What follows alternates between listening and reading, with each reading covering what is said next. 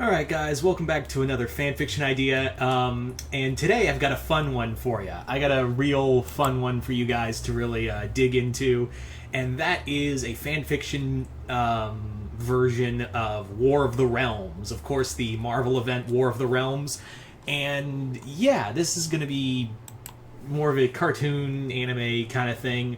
So let's get started with this story. So who is going to be our Malekith of this story? Surprisingly, it's Andreas from Amphibia. So basically what this is like a different take on Season 3 of Amphibia, where Andreas has gotten the box, obviously, like at the end of Season 2. He has the box now, but instead of attacking Earth, he's going to go on a multiversal conquest. He's going to use the power of the machine, of the box, and his machine army to invade all the realms. He has like plans for multiversal conquest on all points. But in order to do that, he's looking for something. His first line of attack is not Earth. He's actually thinking what he actually does need is something a little different. What he does need is somewhere he could actually have a launch point from all multiverses, because at the moment he can only attack one at a time. He can only open up portals at one at a time if he wants to have a multiversal conquest. What he really wants to do is to launch an invasion on all fronts. So in order to do that, he needs something in particular, and that something is Castle Grayskull, which is a nexus point in the multiverse. So his first plan of attack is to launch a strike on Castle Grayskull, and in order to do this, he actually manipulates. He gets Skeletor. Well, not Skeletor. Excuse me. He gets the Snake Men to help him. He gets King Hiss and Cobra Khan and the others to assist him. He's like, "Hey, we're amphibians and you're reptiles. Cousins. A new alliance to take Snake Mountain and take Castle Grayskull." So yeah, it's not Skeletor, it's the Snake Men. So yeah, the Snake Men ally with Andreas. King Hiss and King Andreas ally themselves to take Castle Grayskull and use their combined army to launch an attack on all points of the multiverse. Now, obviously, He-Man was not prepared, or the Masters of the Universe were prepared for that, and essentially what happens is that the Sorceress manages to send He-Man to somewhere. They need allies of their own. They need, the multiverse is now in danger now that Hiss and Andreas are basically, they've now got the most powerful weapon. They could just access the multiverse now at any given time. The other problem is, now that Castle Grayskull's been taken, the Masters of the Universe kind of need a little more help. So they've allied with Skeletor, who's also not happy at the idea. Skeletor is in no way, shape, or form happy at the idea of King Hiss taking what he's always wanted. And also he realizes, if Eternia falls, then I don't get a kingdom. Okay. Guess I'm doing that. guess I'm teaming with He-Man now. So yeah, Skeletor and his evil forces join forces with the Masters of the Universe and pool their resources to reach out to basically use Skeletor and the Sorceress's magic combined to reach out into the multiverse and basically warn everyone what's coming. This massive army of reptiles and snake men are charging headfirst into the multiverse, and you guys better clench your anuses. Meanwhile, while this is going on Earth, Anne and the planners are basically we should probably warn the superheroes of Earth of what's happening, what's about to happen. If Andreas and his army, they don't know about the thing with with King Hiss and all that, and what happened on Eternia. But what they do know is that Andreas does have an army. He does have forces behind him, so they need to assemble any kind of heroes they can.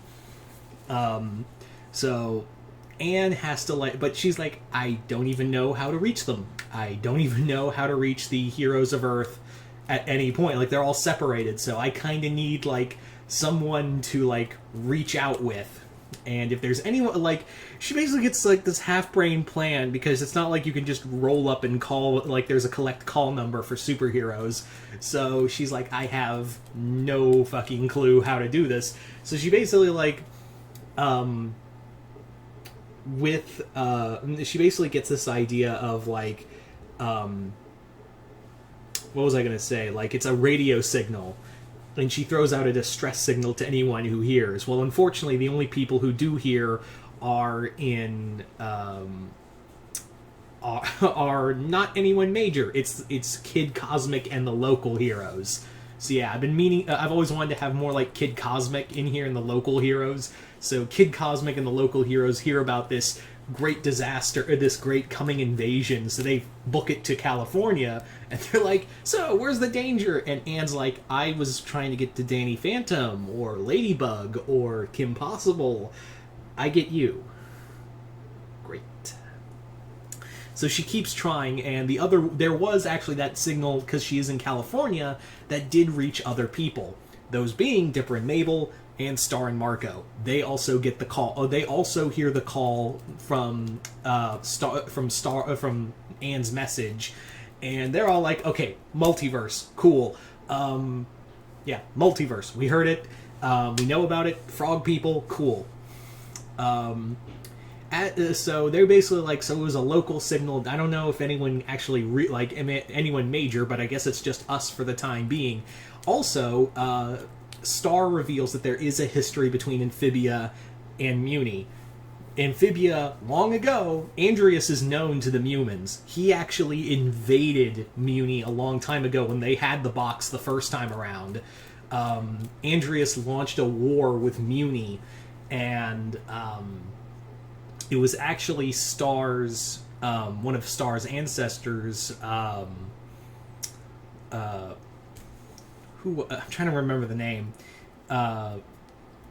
It was Selena the Shy who actually beat Andreas and drove him out of Muni, and actually, like, it kind of led to the idea, because Andreas committed a lot of war crimes while the invasion of Muni was going on. So that kind of led to the point where his friends turned on him. So yeah, that was basically the start of the downfall. So Star has no doubt that what's going to happen next is that Andreas, once he gets his army, he is going to finish what he started on Muni. And Muni isn't as powerful as it used to be. So now it's like, oh shit, I know what he's going to do now. However, there is the matter of, we're kind of like less on here. Like, it's literally just us for right now. So I don't know what we're going to do. So to combat that, Dipper and Marco, as well as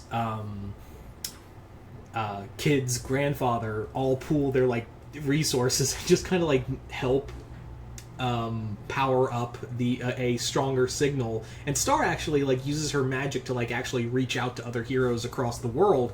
And so now they can get to the Autobots, the Power Rangers, the Sailor Guardians, the Heroes of Paris, the Ninja, Gargoyles, the Ninja Turtles.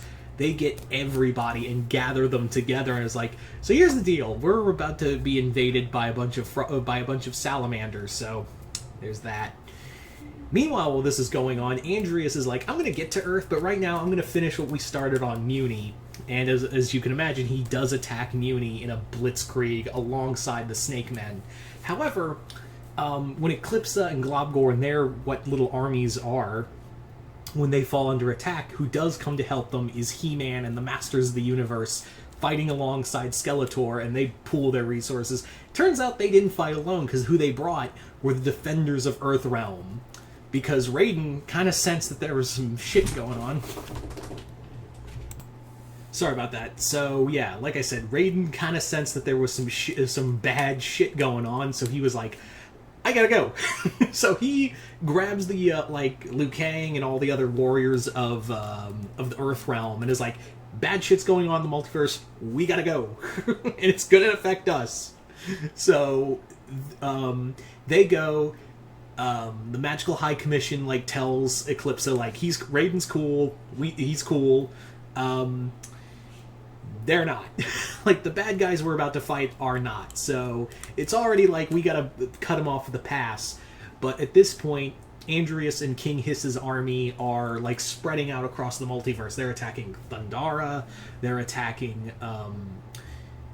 Middle Earth. They're attacking everywhere.